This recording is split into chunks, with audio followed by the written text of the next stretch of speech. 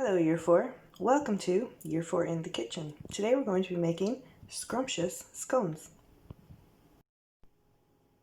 For this recipe you're going to need 225 grams of self-raising flour, 25 grams of sugar, 1 large egg, 1 teaspoon of baking powder, 50 grams of butter and 70 ml of milk. Okay, the first thing we're going to do is pour the sugar into our flour and then add the teaspoon of baking powder. Using your fingers, which you have washed, mix it all up together and create a little well in the middle. For the next step, you're going to have to ask a parent to help you. We need to melt this butter in the microwave.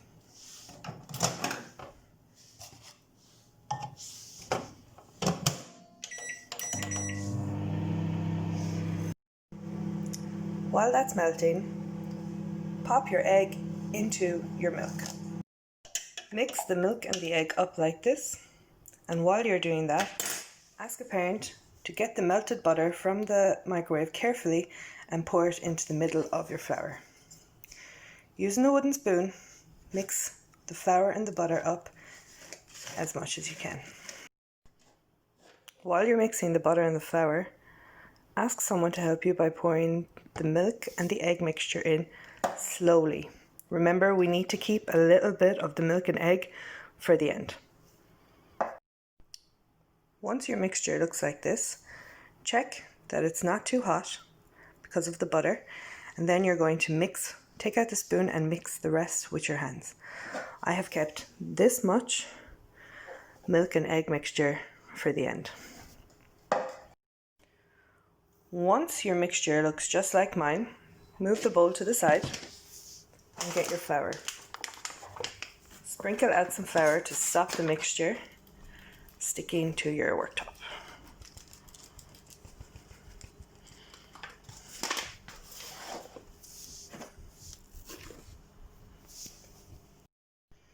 Then grab your rolling pin and sprinkle some flour on that and also onto the top of your mixture to stop it all sticking together.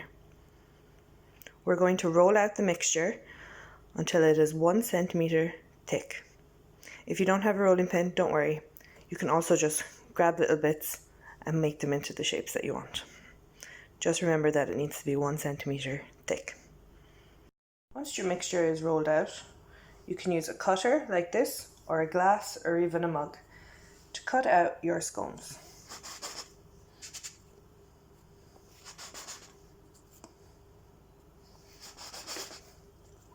Once cut out, pop your scones onto a baking tray.